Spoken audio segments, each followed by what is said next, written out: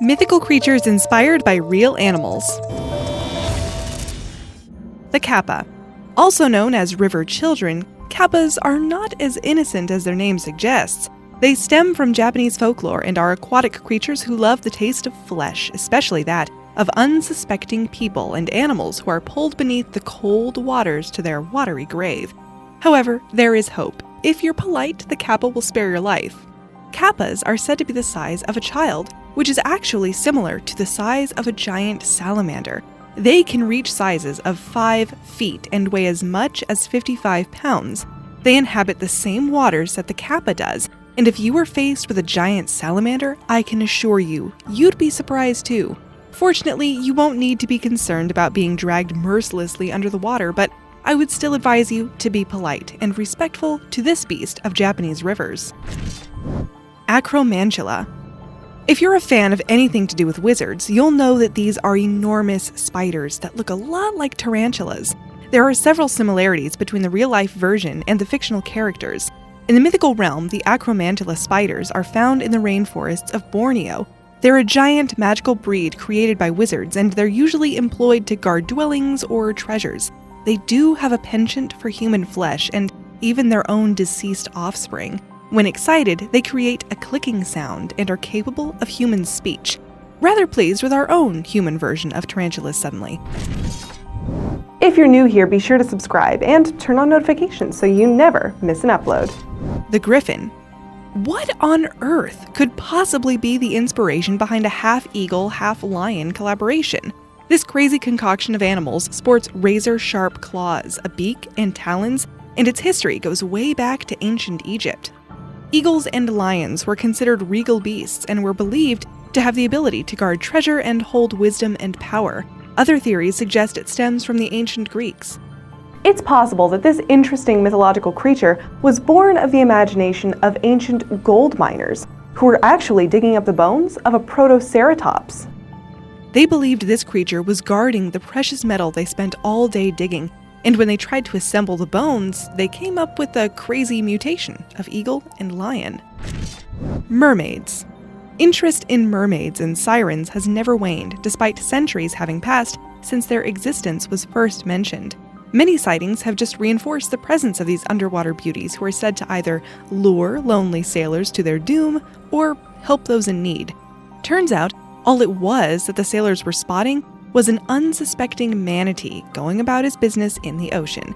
These 5-fingered, flippered animals can paddle while standing upright in the water, and couple that with a tired, hungry, lonely, sunburned sailor, and you have yourself a beautiful mermaid and a tale that'll last forever. The Cyclops. This mythical beast has many descriptions, but for this video, he was a one-eyed monster with zero manners who wasn't afraid of the gods and would do whatever he wanted, whenever he wanted to. There were 3 of them, said to be the sons of Uranus and Gaia. The most popular was Polyphemus. They had fangs, a massive eye in the center of their forehead, and feet shaped like hooves. The perfect antagonist for any mythological hero.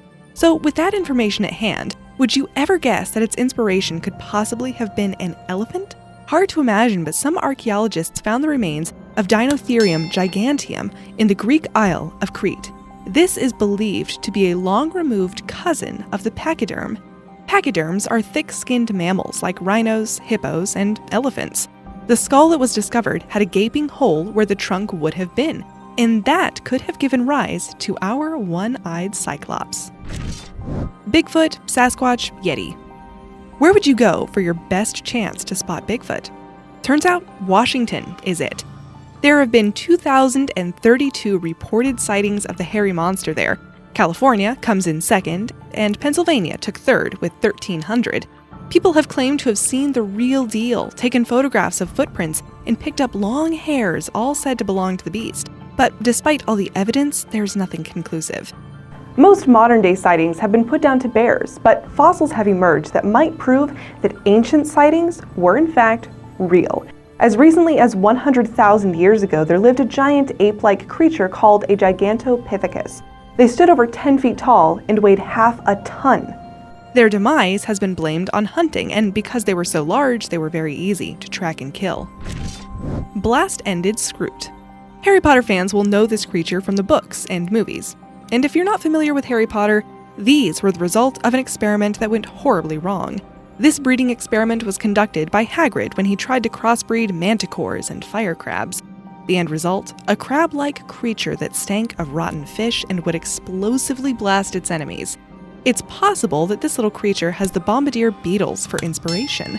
Bombardier beetles produce this noxious spray that is as hot as 100 degrees Celsius, 212 degrees Fahrenheit. They can spray out between 300 and 1,000 blasts per second. They can also reach speeds of 10 meters a second, that's 22 miles an hour during flight. So give me a blast-ended Scroot any day. Chupacabra. One of the most well-known mythical creatures is the Chupacabra. This strong creature with a scaly body, jaws of a dog, and a never-ending thirst for fresh victims has become feared in places like Puerto Rico. The name translated means goat sucker. People have allegedly spotted this animal since the 1990s, and people weren't wrong in spotting something a bit frightening.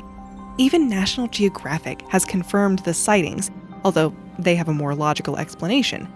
Turns out, chupacabras are just coyotes suffering from severe mange, a skin disease that is potentially fatal and causes hair to fall out and skin to shrivel. Mystery solved. Or is it? The dragon.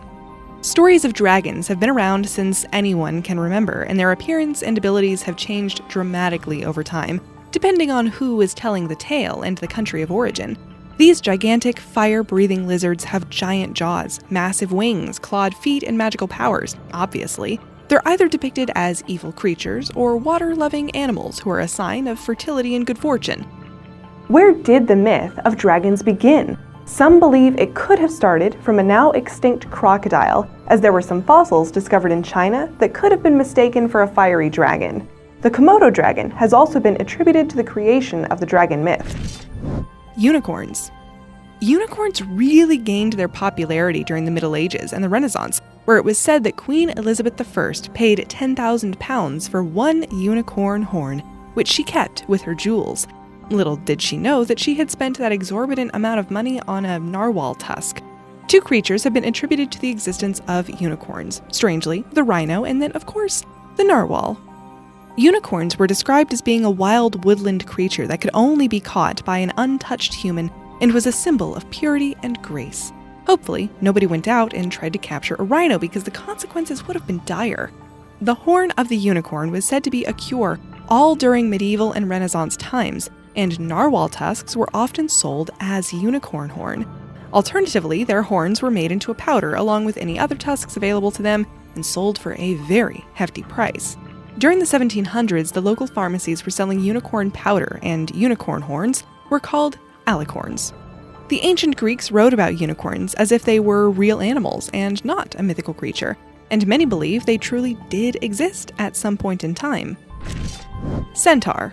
Also referred to as hippocentaur, these beautiful creatures are from Greek mythology and are a horse-human hybrid. Head, torso, and arms are that of a human, and anything below that is of a horse. They were considered to be the children of Ixion, king of the Lapiths, and Nephele, a cloud nymph. That's the most accepted origin of centaurs, but there is another theory that said they were all born from the unicorn of a centaurus and Magnesian mare. The most well-known centaur is Chiron, a very wise centaur who is known for his medicinal skills. He was a great teacher and a modern and civilized centaur. This was wildly different from the normal ones who were usually lustful and wild. It's believed that they were first imagined by non-riding cultures who encountered horse-backed nomads for the first time and didn't realize it was a man riding a horse. But which one is your favorite mythical creature? Let me know in the comments below. 1. Lernaean Hydra.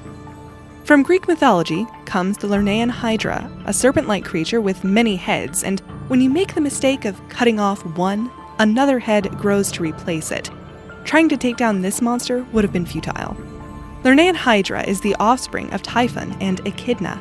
Echidna was half woman, half snake, and Typhon was a 100% monster. They were the parents of many monsters, including Orthrus, the two-headed dog, the dog with many heads who guarded Hades, as well as Chimera, the fire-breathing beast. It suggested that many multi-headed mythological creatures could have been inspired by regular animals born with polycephaly, a condition of having more than one head. These animals usually don't live for long and are unusually common in the animal kingdom.